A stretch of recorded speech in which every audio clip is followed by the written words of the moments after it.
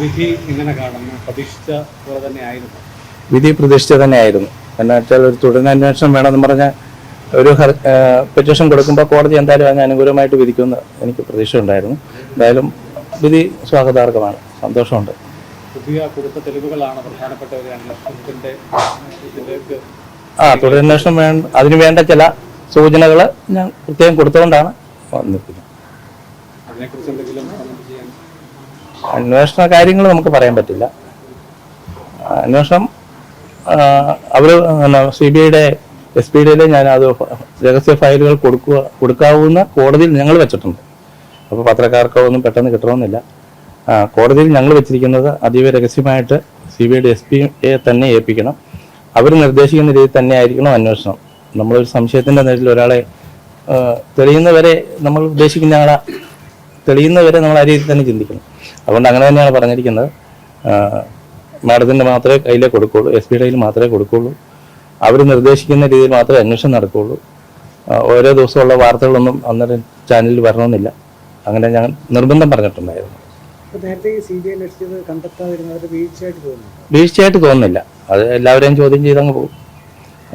അത് പോയിന്റ് ചെയ്ത് കൃത്യമായി ഇച്ചിരൂടെ സൂചന വെച്ച് അവർക്ക് അന്വേഷിക്കാൻ പറ്റിയില്ല. അതെ അതെ അതെ അതെ.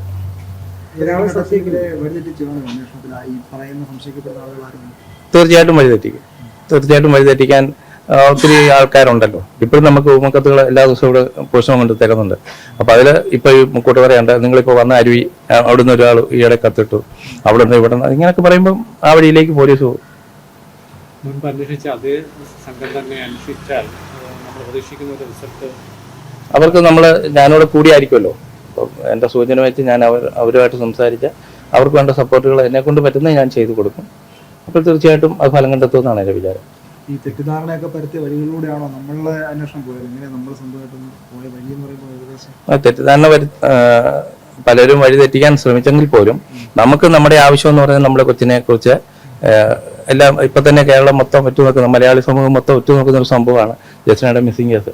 അപ്പൊ അതിന് എന്തെങ്കിലും ഒരു അവസാനം ഉണ്ടാകണം, അതിനുവേണ്ടിയാണ് ഞാൻ ശ്രമിച്ചത്.